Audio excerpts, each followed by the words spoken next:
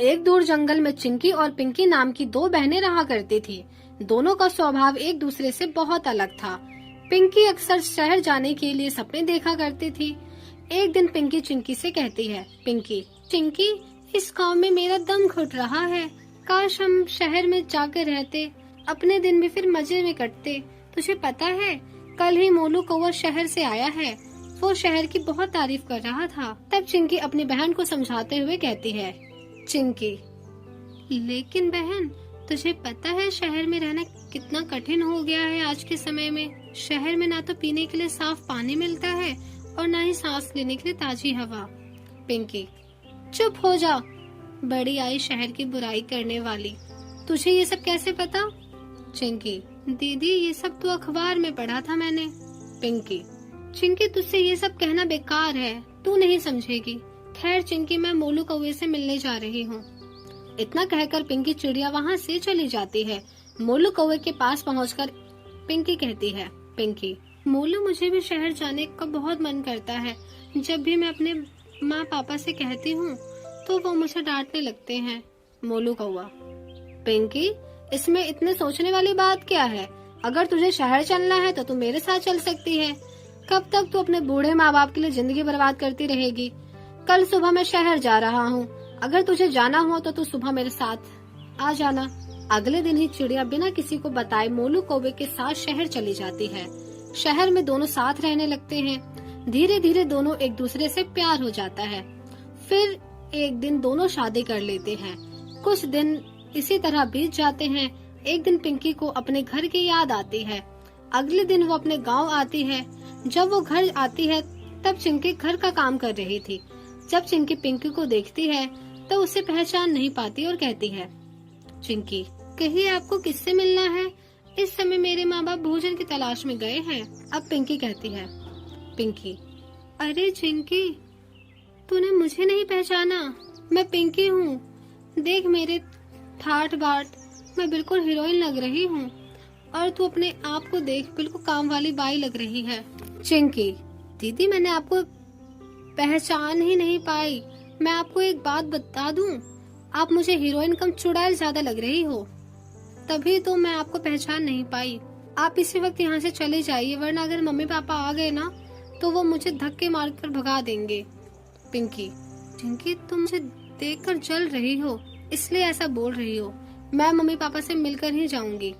चिंकी, उस दिन आपको मम्मी पापा का जरा भी ख्याल नहीं आया जब आप उनको छोड़कर चली गई थी, वो भी किसी को बिना बताए? पिंकी, चिंकी, ऐसे ज्यादा मत बोल। तू अपनी मम्मी पापा की सेवा कर रही है ना, यही बहुत है। मुझे यहाँ नहीं रहना था, शहर चली गई। तू भी कह दे कि अभी कुछ नहीं बिगड़ा, तू भी मेरे साथ शहर चल ले। मम्मी पापा से मैं बात कर लूंगी कि वो इस घर को बेचकर शहर में नया घर खरीद लेंगे। तुझे भी शहर में रहने का मजा आएगा। तभी उसके मम्मी पापा वहाँ आ जाते हैं। चिंकी की माँ उसे कहती है, माँ, चिंकी, तूने इसको घर में आने कैसे दिया?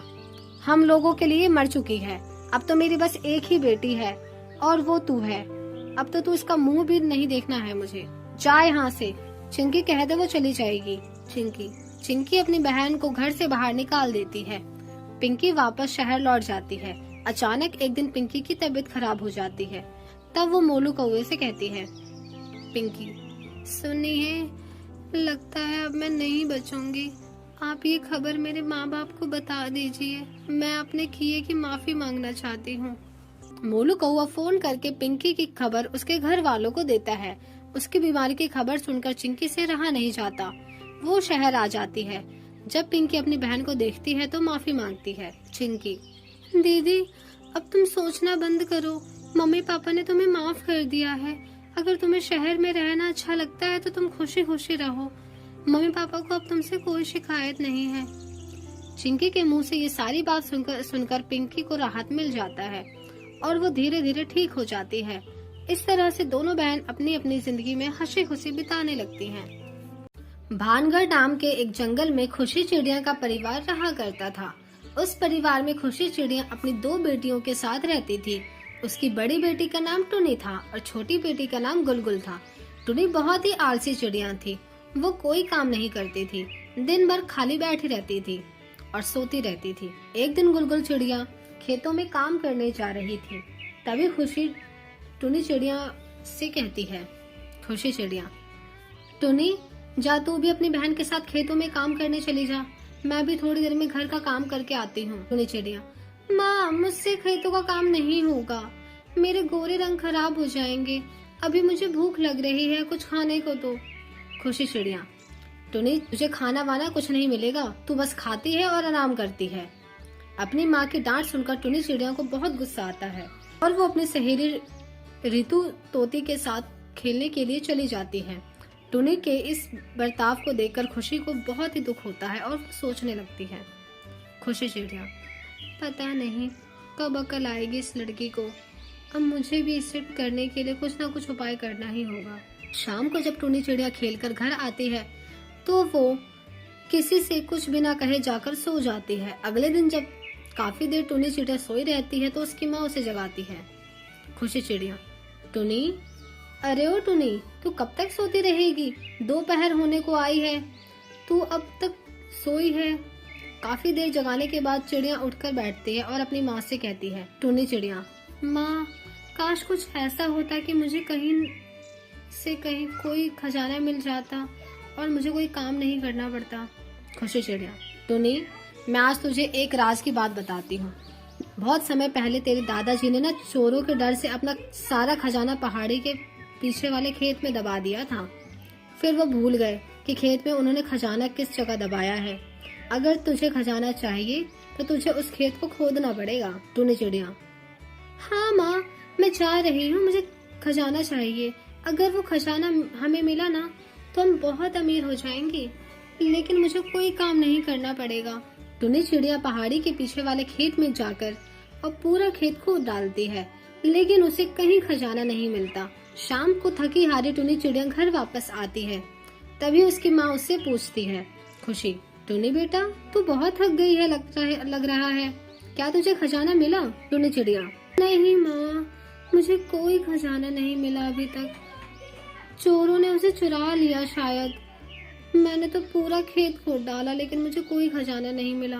खुशी चिड़िया, बेटा तू निराश मत हो, अगर तूने खेत खोद डाला है तो ये ले कुछ गेहूं के दाने, कल जाकर खेत में बिखेर देना, जब बारिश होगी ना तो खजाना अपने आप ऊपर आ जाएगा।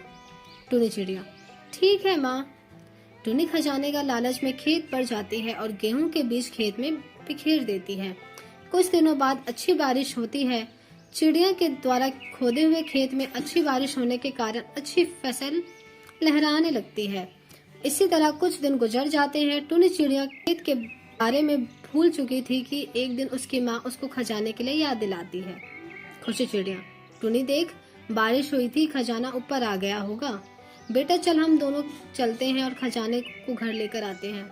टुनी चिड़िया, माँ लगता है उस खेत में कोई खजाना नहीं है, मैं नहीं जाऊंगी खेत पर। खुशी चिड़िया, बेटा टुनी ऐसे निराश नहीं होते, चल चल कर एक बार देख लेते हैं। खुशी चिड़िया के बार बार कहने पर टुनी चिड़िया अपनी माँ के साथ खेतों पर जाती है और जैसे ही वो अपने खेत को देखती है वो खुशी से चिल्लाने लगती है। टुनी चिड़िया, माँ मिल गया खजाना, ये देखो खेत में चारों तरफ खजाना ही खजाना है। फिर उसकी माँ समझाती है, खुशी बेटा ये खजाना नहीं, गेहूं की फसल है, मैंने इसी खजाने के बारे में तुझे कह रही थी, इसे बेचकर हम लोग बहुत अमीर हो जाएंगे।